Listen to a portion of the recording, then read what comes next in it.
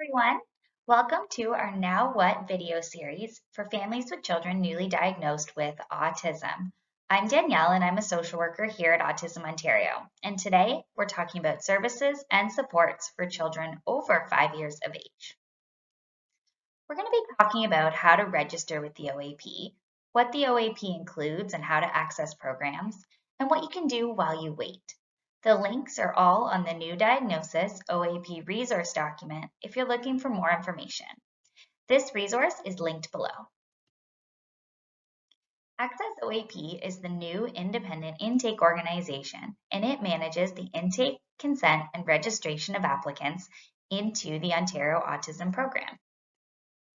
Families with children that are newly diagnosed or have never been registered with the OAP can now register directly in the Access OAP portal. Registration requires a few documents, including proof of diagnosis and proof of address. I've linked the registration form to the New Diagnosis OAP resource for more information. As soon as you're registered with the program, you can call Access OAP to be connected with a care coordinator who can answer questions about new diagnosis, services and supports in your area, and any other autism-related questions. The new OAP has 5 different program pillars. Once you register, you're able to access foundational family supports immediately. Core clinical services requires an invitation, and the Urgent Response service has program eligibility that we will talk about in a few minutes. The other 2 pillars are caregiver-mediated early years and the Entry to School program. I've grayed these services out as children over 5 years old are not eligible. First, we're going to talk about foundational family services. These are programs that you can access right away. Foundational family services include family and peer mentoring, caregiver workshops and follow-up sessions, brief targeted consultations, transition supports, and family resource days. I've attached the link to the OAP resource document, and it outlines all of the agencies offering these programs. Because services are offered both virtually and in person, you're not limited to agencies in your region. You can access any program at any agency across the province. Next, we're going to talk about core clinical services, which does require an invitation to access. In your Access OAP Family Portal, you will receive an invitation to core clinical services. Once you receive this invitation, the first step is to schedule a welcome call with a care coordinator who will explain the process and schedule your determination of needs assessment, known as the DAWN. At the DAWN meeting, a care coordinator will work with you to identify your child's goals, strengths, and support needs. The DAWN is used to determine the level of your child's support needs and the corresponding funding allocation. Then you will have a follow-up with your care coordinator who will let you know how much funding your child will be receiving and help you decide what services and supports would be most beneficial. The services you can purchase with your core clinical services funding include applied behavioral analysis, ABA, speech language pathology, SLP, occupational therapy, OT, mental health services, and technology and program materials that support your goals and are recommended by a regulated professional. The last pillar of the OAP is the Urgent Response service. The Urgent Response service is designed to support children who are experiencing a specific and urgent need. It helps stabilize the situation, prevent crisis, and reduce risk of harm. If eligible, children and youth can receive up to 12 weeks of support. To be eligible for the Urgent Response service, your child must be experiencing one or more high-risk factors that have started or worsened over the last 2 weeks. This is a list of high-risk factors outlined by the OAP. Urgent Response services are conducted by region, and the link can be found on the New Diagnosis OAP resource document. Next, I want to cover some other programs that you may consider accessing that are outside of the Ontario Autism Program. Developmental Services help children work on goals and skills. Developmental services are a good place to start when exploring supports for your child. Developmental supports include speech-language pathology, occupational therapy, and physiotherapy, and in some centers, it also includes recreation therapists and social workers.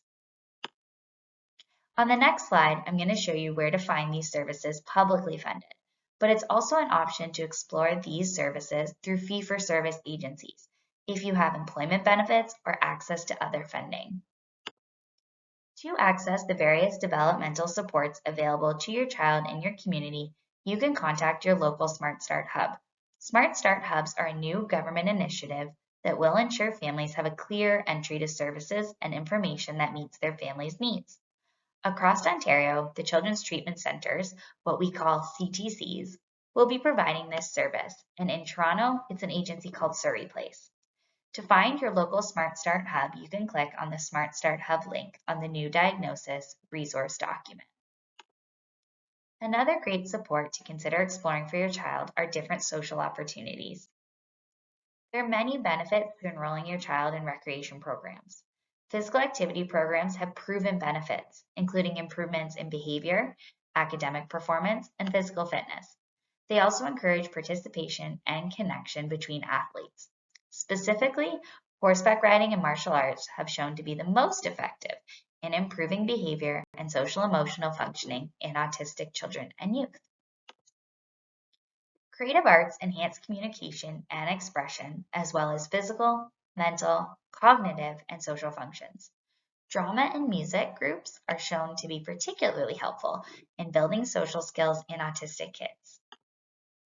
Next, we have school supports. Under the Education Act, teachers, education assistants, and psychologists are named as essential professionals within all schools in Ontario. But most school boards have a bunch of other personnel that may be helpful for you and your child. These can include behavioral analysts, occupational therapists, speech-language pathologists, and social workers.